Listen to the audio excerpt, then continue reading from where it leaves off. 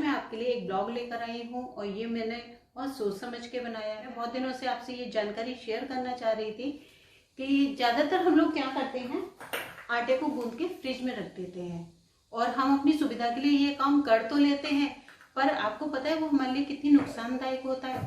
हमारे बुजुर्ग ज़्यादातर ये कहते थे कि आटा बेटा मार के मत रखो, और हमने तो जब रोटियां बनाई हैं और तभी आटा मारा है, तो उनकी इस बात के पीछे भी कोई ना कोई साइंटिफिक रीज़न था।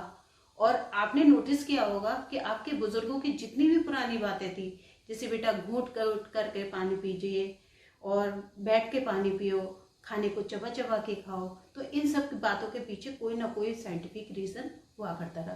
पर उनने इन सब चीज़ों को धार्मिक रीतियों से जोड़ दिया, जिससे कि हम लोग डरे और उस चीज को अमल करें।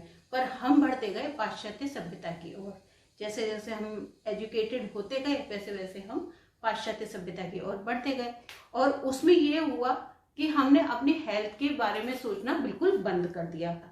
आपको पता है जितने भी हमारे बुजुर्गों की पुरानी बातें होती हैं, उन सब बातों के पीछे कोई ना कोई साइंटिफिक रीजन होता है, और जो हम नहीं समझ पाए। और आज जितने भी फिटनेस एक्सपर्ट हैं वो हमेशा यही कहते हैं कि आप पानी को घूंट कर करके पीजिए, या बैठ के पानी पीजिए, या खाने को चबा चबा के खाइए। ये सारी बातें तो हमारे बुजुर्ग पहले से ही बताया करते थे, पर आपने क्या इस बात को ध्यान दिया, कभी सोचा? ना भी हमारा पहले खाने का तरीका था, आज पूरी दुनिया अमल कर रही है। क्यों? क्योंकि वो सबसे बेहतर था और हमने उसको त्याग दिया। आटे को जब हम गूंद के रखते हैं तो आपको ये तो पता है कि गेहूं में ग्लूटन होता है, और ग्लूटन हमारे शरीर के लिए नुकसानदायक होता है।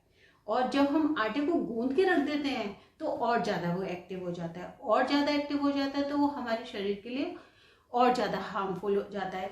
इसीलिए आप आटे को हमेशा जब रोटी बनाएं तभी मारिएगा।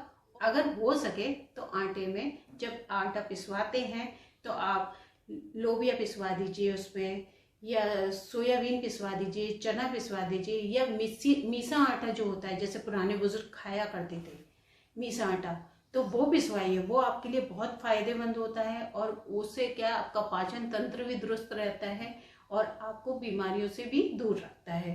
तो यही छोटी सी जानकारी मैं आपसे शेयर करना चाह रही थी, और बस आज इतना ही।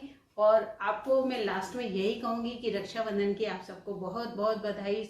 सभी बहनें अपने भाइयों के हाथ में राखी बांधें और भाइयों से उपहार लें, और साथ में मेरे चैनल को सब्सक्राइब भी कर दें। तो आज के लिए बस इतना ही। Thank you.